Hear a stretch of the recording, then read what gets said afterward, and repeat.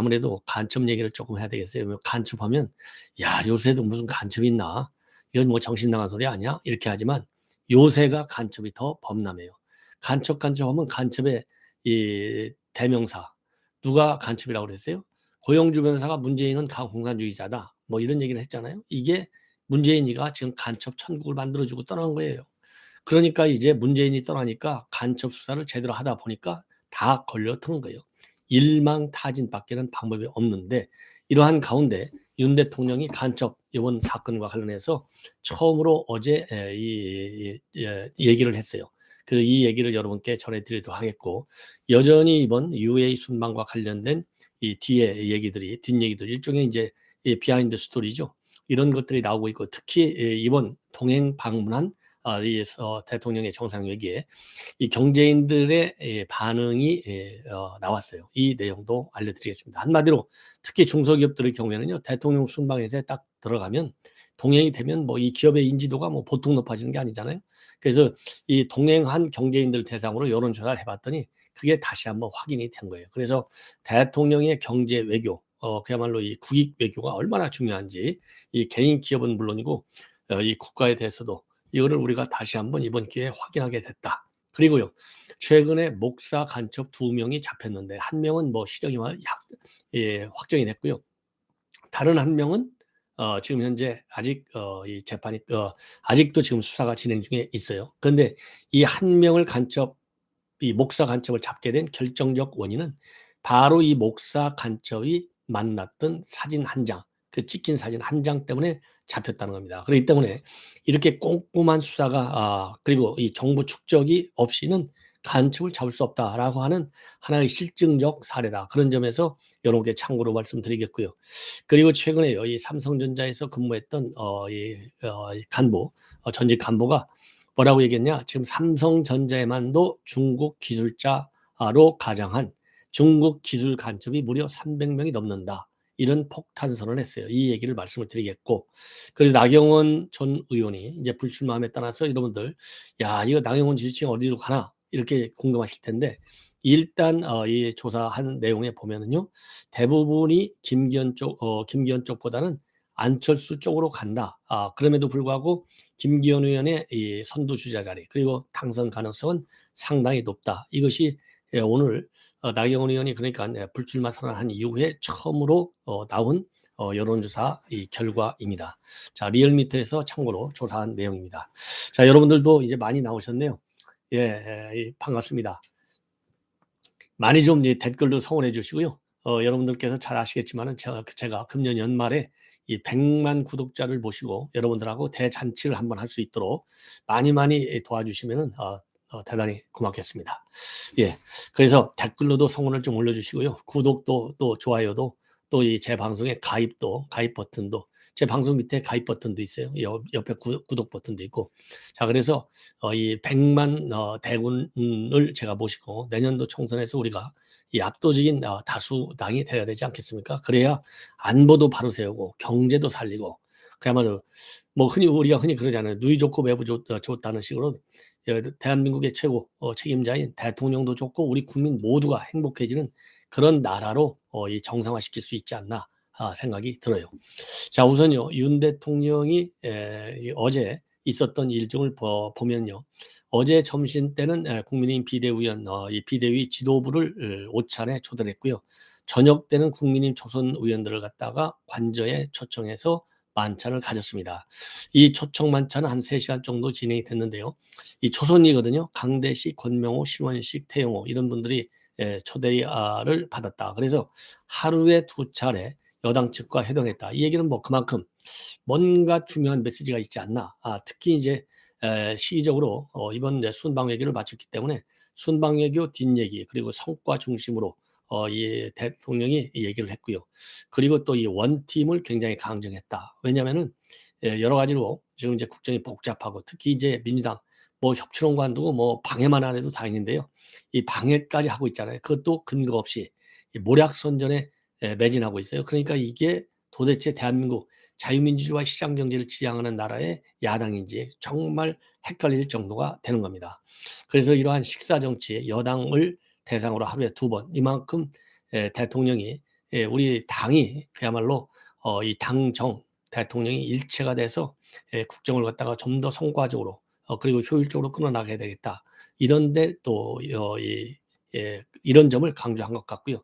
특히 대통령 이번에 순방과 관련된 이 후속 조치 이 마련에 있어서는 야당과의 협조도 굉장히 중요하고 여당에서 왜냐하면 지금은요 이 정부가 하는 것은요 언론에 잘 안 나와요. 그런데 정치인들이 한마디 하면 온갖 언론이 다 그걸 다 받아요. 아마 이런 나라 언론도요 이거 정치가 비정상이다 보니까 언론도 저는 비정상이에요. 여러분들 뉴욕타임즈요, 워싱턴 포스트지 국회의원도 하는 얘기 나오는 거 봤어요? 거의 없어요. 왜? 정치가 이 국정에 이 도움을 주는 그런 식으로 나가려면 대한민국 정치판도요. 전부 인기만 의식하고 그야말로 대중 유권자만 의식하는 정치인들의 이 가벼운 말, 발언, 이 레토릭 이것이 사라져야 돼요. 미국, 영국, 프랑스, G7 국가들, G20 국가들 어느 나라가 정치인들이 하는 발언이 물론 저도 그러다 보니까 이 정치인들 말을 한 것, 발언을 내려 가지고 저도 논평할 수밖에 없는데 이게 뭔가 근본적으로 좀 잘못됐어요. 자 그러다 보니까 윤 대통령도 어제 여당 의원들을 초대해서 만찬을 갖고 또 오찬을 갖게 된 것도 그만큼 여의도 바람이 대한민국만큼 센 나라가 없다 이거예요. 예. 그러니까 너도 나도 어느 의원이 뭐라고 발언하나. 또 그게 이제 악화가 양화를 구축한다고 하잖아요. 선한 정부, 이 선하다고 하는 것은 착하다 물론 의미지만은 좋은 정책을 가지고 국가를 업그레이드 시키고 국민의 이 뭐라 그럴까 국민민복 이를 지원해 주는 이런 정부 여기에 대해서는 언론이 별로 관심을 안 가져. 누가 무슨 말을 하는지만 관심이 갔는데 이거 참 큰일 났어요. 예. 자 그래서 어쨌든 대통령이 어제 이제 우리 여당 팀을 갖다가 연속 2번 초대한 것이고요. 그리고 이제 어제 오찬에서 이 정진석 비대위원장이 "대공수사권을 우리가 다시 국정원에 넘겨줘야 되겠습니다." 이렇게 건의를 했고요. 그 건의에 대해서 대통령도 뭐라고 얘기했느냐. 국내에 있는 경찰이 수사를 전담하는 부분에 대해서는 업무적 보강이 필요하다. 그래서 이제 국정원법 개정과 관련해서 이제 보완 검토가 필요하다. 이런 얘기를 했다고 해요. 그래서 이와 관련해서 양금희 수석 대변인이 지금 발표한 바에 따르면은 이번에 이제 캄보디아를 비롯한 해외에서 이 북한이 공작원들을 내보내 가지고 간첩을 포섭해서 이제 지령을 내리고 또 보고를 받는 이런 거를 보면은 대공수사권 이양과 관련돼서 여러 검토가 필요하다. 이런 데 대해서 대통령하고 이 국민의힘 지도부가 의견을 같이 한 것이다. 이러한 이 해석을 내놨습니다. 자 그런데 이 대공수사권의 이거를 국정원에 다시 원복시킨다. 이거는 설명이 필요 없는 거 아니겠어요? 요즘 나오는 가처분 사건 하나만 보더라도 이 대통령도 얘기했지만은 대한민국 경찰이 또 어느 나라든지 경찰이 해외 정보망을 가꿀 수 있을 수는 없어요. 왜냐하면 경찰이 해외 정보망을 갖는다? 그러면은 이 수사도 수사 주권인데 이 수사 주권을 갖다가 외국 경찰한테 넘겨주는 거가 되잖아요. 이거 있을 수가 없는 것이고 그리고 이제 요즘은 이 북한이 간첩을 해외 우회 침투를 시키고 해외에서 신분 세탁을 시켜요. 이러다 보니까 해외 정보기관 간의 협력이 굉장히 중요한데 해외 정보기관 간의 협력은 대한민국 정보기관은 어디예요? 국가정보원이에요. 국가정보원하고 협력 체제가 아주 잘 갖춰져 있어요. 이게 수십 년간 갖춰져 있는 거예요. 그래서 이 정보력을 해외 정보기관의 정보력을 이 협조받을 수 있는 유일한 기관은 국정원밖에 없어요. 이거 없이는 해외에서 이 수사 이 관련 대공 관련 활동과 정보 자체가 이 수집이 될 수 없는 거예요. 요거 하나만 보더라도 대통령이 얘기한 대로 이 원칙적인 이 복귀 즉 대공수사권을 복원시켜야 되는 이러한 지금 아주 이 긴박한 상황에 와 있다 이렇게 보여집니다. 그리고요 이 대공수사권과 관련해서는 앞으로도 이 간첩 얘기가 굉장히 뉴스가 많이 나올 텐데 그때마다 또 말씀을 드리도록 하겠고요. 이번 경제순방 시에 이 참가 기업이 무려 101개 기업이에요. 근데 이제 여론조사를 무역협회에서 했는데 쉬운 죄송합니다. 65개 기업이 조사에 참여했어요. 이걸 보니까 야 앞으로도 경제발전에 참여하겠다. 그리고 다른 기업들도 참여하도록 권고하겠다. 이 비율이 96.9%입니다. 그리고요, 이번 순방 동행 외교를 통해서 63.1%가 UAE 시장에 대한 이해도가 높아졌고, UAE 수출 확대 기회도 확보하게 됐다는 또 26.2%, 또 UAE로부터 투자를 유치했다는 24.6%, 그리고 UAE와의 네트워크를 구축했다가 23.1%로 되어 있습니다. 자, 그래서 이 순방 외교에 동행했을 때 기업들이 얻어가는 이 경제적 이 뭐라면 수출 여건의 확보가 굉장히 큰 것임을 우리가 확인할 수 있는 대목이 아닌가 싶어서 참고적으로 여러분께 말씀을 드렸고요.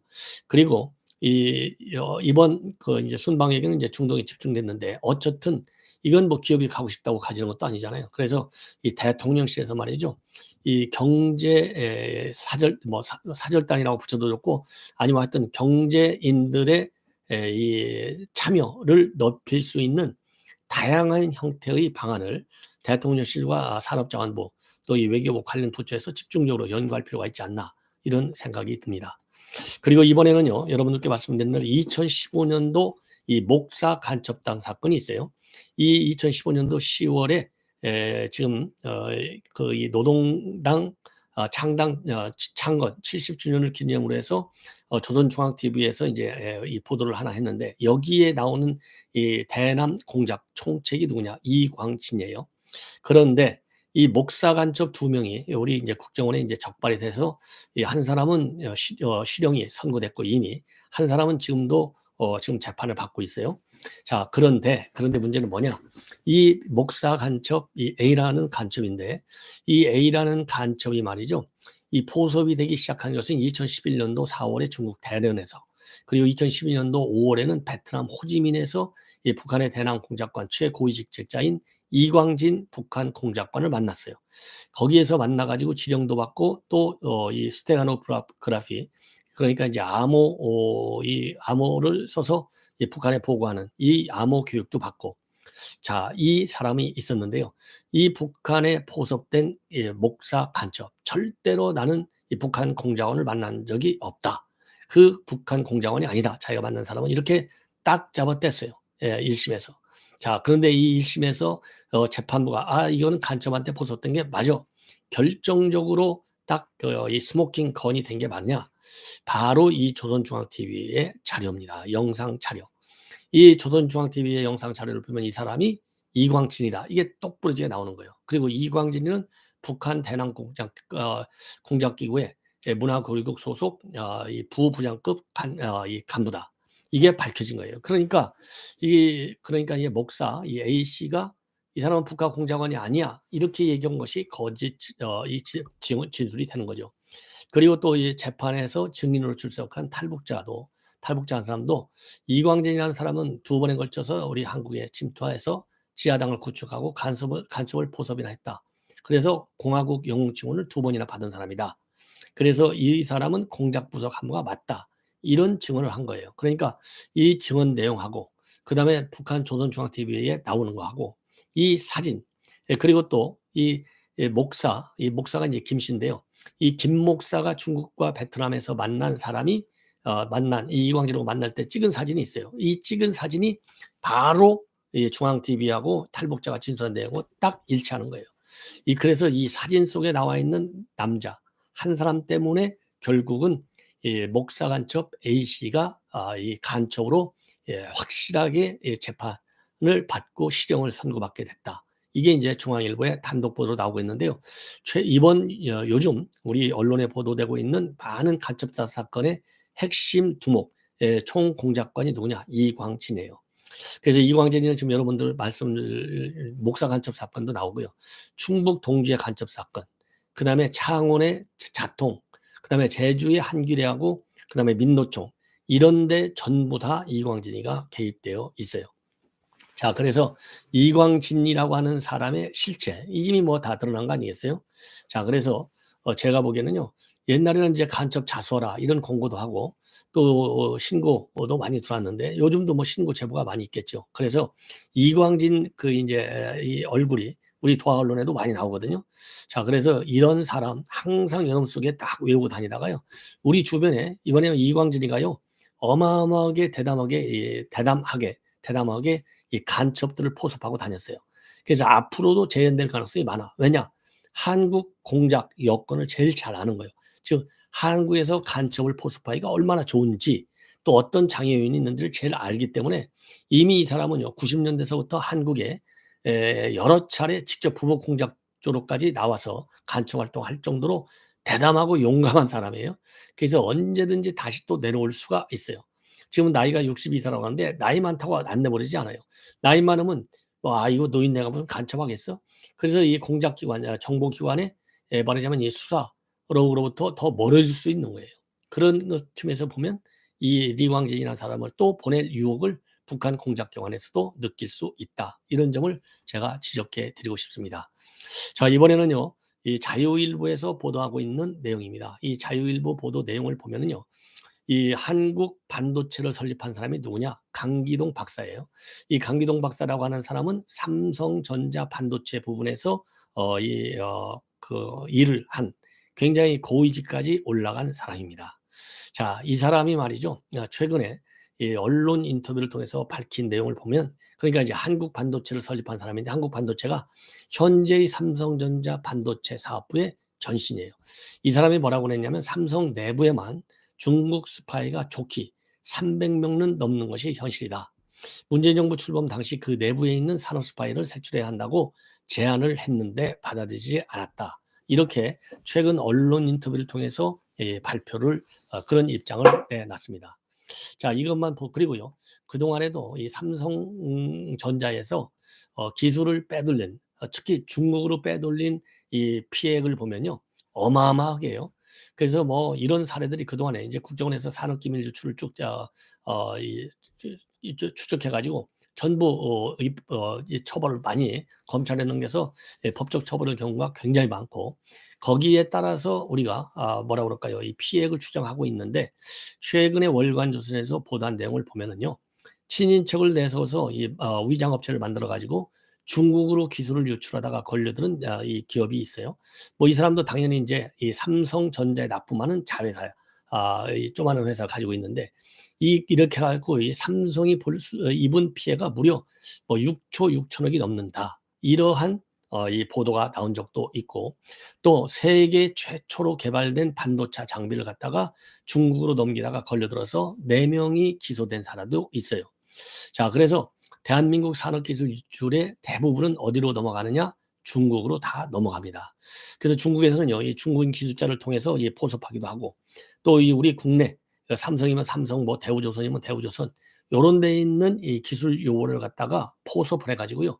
중국으로 데리고 들어와서 중국 기업에 또 채용도 하고 또 아예 돈을 뭐 엄청나게 줘 가지고요. 돈을 주고 그 미끼로 이 사람을 통해서 기술만 유출해 가는 경우도 있고 다양한 형태로 대한민국 기업에 침투해 있어요. 그래서 이러한 중국으로의 기술 유출이 굉장히 심각하다. 그런 점에서요. 이 산업 스파이라고 우리가 하거든요. 흔히.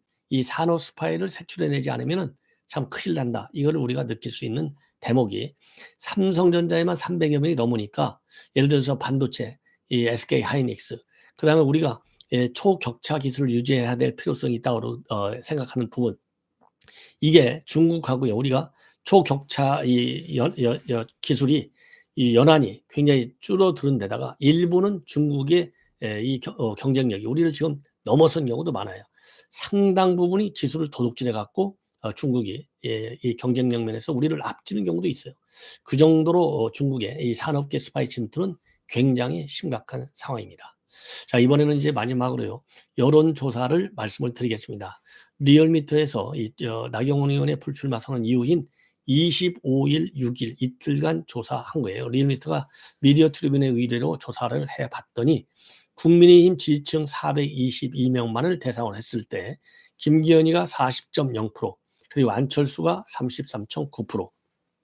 그래서 이 김기현의 경우에는 0.3%가 빠졌고요. 안철수는 16.7%나 상승을 했어요. 그래서 두 사람 간의 차이는 6.1%로 오차 범위 내로 줄어들었다. 그리고 이후에 유승민이가 8.8%, 황교안 4.7%, 윤상현 3.2%, 조경태 1.8% 순으로 되어 있습니다. 자, 그런데 그러면 이제 이 지지 추이가 어떻게 변했느냐? 김기현의 경우에는요, 1월 초, 1월 10일에서 13일 경우에는 32.5에서 바로 1월 16일에서 17일간에는 40.3으로 올라와서 껑충 뛰었죠. 왜냐하면 이때 이제 윤심이라는 것이 이제 확연하게 이제 확인이 된 거. 그리고 나서 3차 조사인 이번 조사에서 40.0, 0.3이 빠진 거니까 뭐 이건 뭐 변화가 없는 것이죠. 그리고 안철수의 경우에는요, 1월 1차 조사에서는 18.5에서 시작했는데 2차 조사에서는 빠졌어요. 17.2. 그러다가 이번에 33.9니까요. 뭐 거의 배가 뛰어 올랐어요. 16.7%. 예. 자, 그리고 유승민의 경우에는요. 지금 이제 지난 2차 조사에서는 8.1이었는데 이번에 8.8. 그리고 윤상현은 3.1에서 3.2. 둘은 뭐 거의 비슷합니다. 자, 그래서 이 김기현 의원과 이 안철수 의원의 이 지지도 추이를 보면 안철수 쪽으로 굉장히 많이 갔다. 이렇게 돼 있는데 당선 가능성을 보면 이 김기현 의원이 압도적으로 높아요. 48.5 대 안철수 28.7. 그 다음에 이제 유승민이가 6.4, 황교안이가 3.9, 조경태 2.6, 윤상현 1.8로 되어 있습니다. 그리고요, 그러면 양자 대결로 넘어가면 어떻게 되냐? 양자 대결도 김기현 의원이 높아요. 48.0 대 40.8입니다. 그리고 정당 지지도를 보면 민주당이 43.8 대 국민의힘이 41.4. 그리고 윤 대통령의 평가를 보면 긍정이 39.4, 부정이 57.6으로 나와 있습니다. 자, 이렇게 해서요. 이렇게 해서 지금 이제 당권 주자들 간의 그 나경원 지지 세력을 갖다가 유입하려는 이러한 노력이 앞으로 더 치열하게 이루어질 것이 아닌가 이렇게 생각이 듭니다. 자, 시청자분 이렇게 해서요. 오늘 첫 번째 방송은 이걸로 마무리하고 또 이어지는 방송 계속해서 알람을 통해서 시청해 주시면 대단히 고맙겠습니다. 자, 여러분들 댓글을 달아주신 많은 여러분들께 그야말로 주야 뭐 새벽 방송까지 심야 방송까지 다 들어주고 또 들어주시고 댓글까지 올려주시는 많은 분들도 계세요. 정말 고맙다는 말씀을 드리고 이 많은 분들이 제 방송을 시청하실 수 있도록 SNS 통해서 이 공유를 많이 해주시면 대단히 고맙겠습니다. 감사합니다.